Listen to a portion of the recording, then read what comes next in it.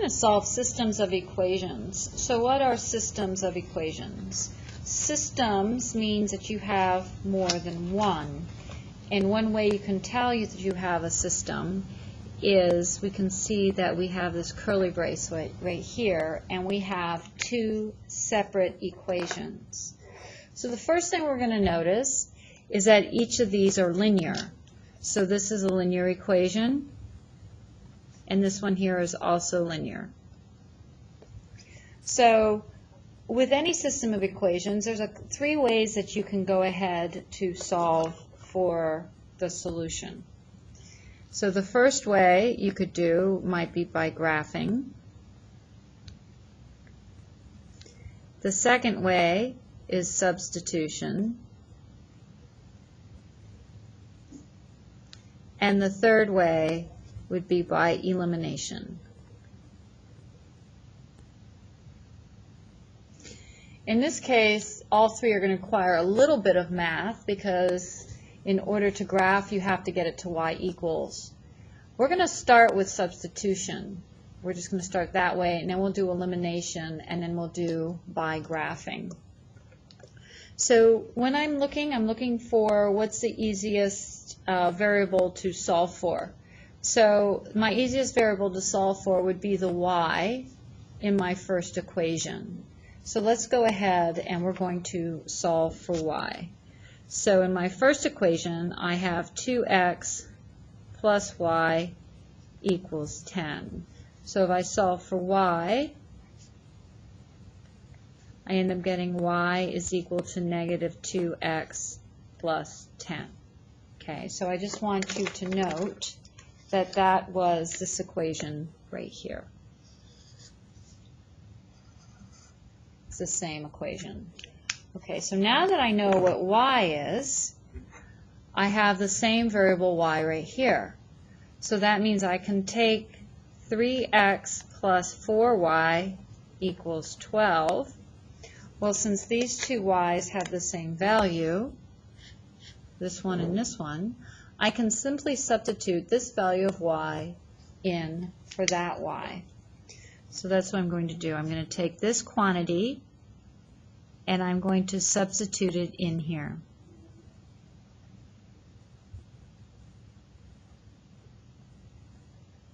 That's why we call it substitution. So then that means, what do I have now? I have 3x plus 4. Then I have the quantity of y, which is negative 2x plus 10, and that equals 12. So once again, I simply did substitution. So this now is the same value as y. So now I just have one variable x. So I can simply simplify and solve for x. So this is going to be 4 times negative 2x, which gives me negative 8x. 4 times 10, that gives me 40, equals 12. I have like terms right here. So 3x minus 8x gives me negative 5x plus 40 equals 12. Then I'm going to go ahead and I'm going to subtract 40 from each side. So that gives me negative 5x is equal to 28 negative.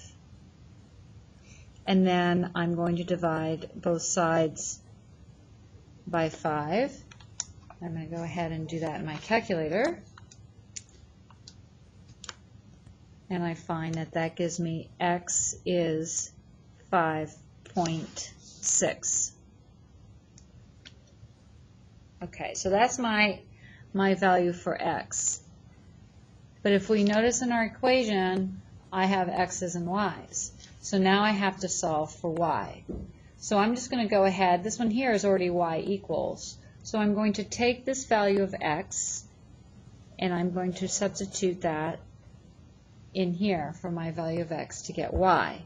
So that means then I have y is equal to negative 2 times 5.6 plus 10. So when I go ahead and I do the math, this gives me negative y is equal to negative 11.2 plus 10. So then that means y is equal to negative 1.2. So I'm going to write this as a coordinate. So that means then that my answer is, my solution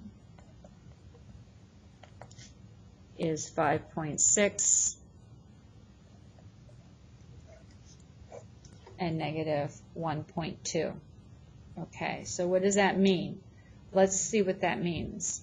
So that means that if I substitute these values into my original, I'll be able to get these values here. Both will be true. So let's go ahead and let's test this.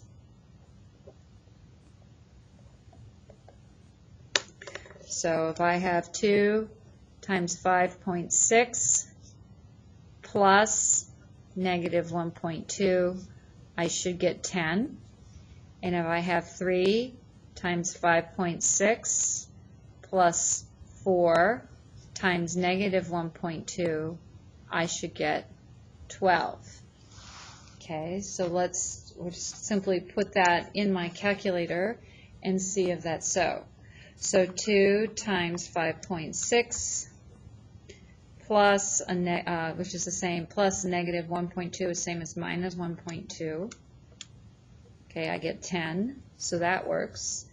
And if I do 3 times 5.6 plus 4 times negative 1.2, I get 12. So those are the values that work for both equations to make it true.